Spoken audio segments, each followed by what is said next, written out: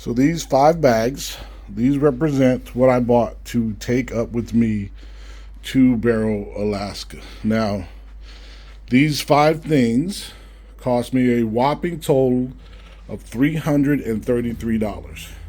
One little incident that you should be aware of is that Alaska doesn't do plastic bags. It's either these paper ones or you pay for those reusable ones that you get at the store. So we're going to go through these groceries real quick and see if it's worth the $333 I spent. So here are the groceries I got.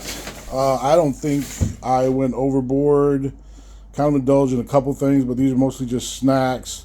Obviously, I don't endorse any of these companies. Here's some, but basically the fruit I could get, just dried fruit, stuff they could get for camping and stuff like that.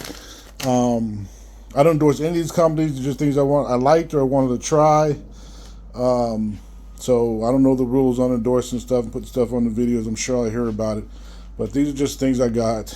I didn't go overboard with the meats because I'm not sure about the cooling situation, though I do have a little cooler bag, so we'll keep those cold and we'll get them up there. My frequently asked questions page did recommend bringing my own pillow, so I like my own pillow and I like a hug pillow, so I got me a hug pillow too. Got to be comfortable. If you're going to be there, you got to get good night's sleep. Now, everybody said they keep putting these things in totes, and I didn't like the idea of buying a tote and leave it up there because I'm cheap like that. So I found this at Walmart, and it is a 20-inch bag. It's a little square bag. You can see you kind of fold it up. It's real tight and small, and then it pops up into that.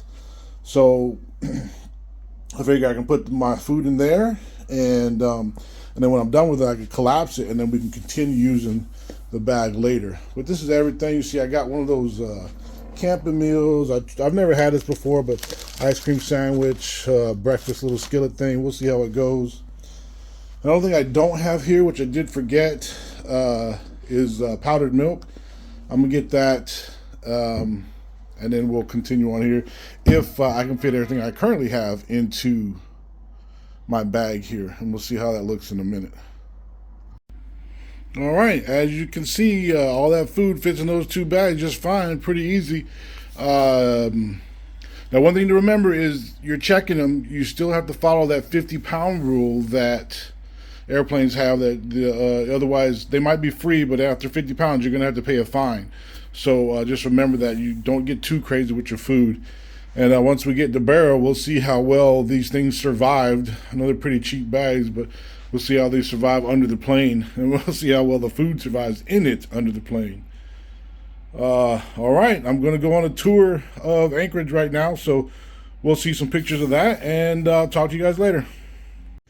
All right, so I pretty much unpacked. My food survived. The cereal got a little crunchy there, but that's not bad. It's better than I expected, honestly. Yes, I do have a kitchen, and yes, this is my closet, but if you've ever lived in a dorm or the barracks before, you know your food can disappear pretty quickly. So keep it in here. I do get a roommate, but I'll definitely wait to meet them before I go sticking a bunch of my stuff in the public kitchen. It was surprising, even my ramen, that worked out well in the bag, so that's cool.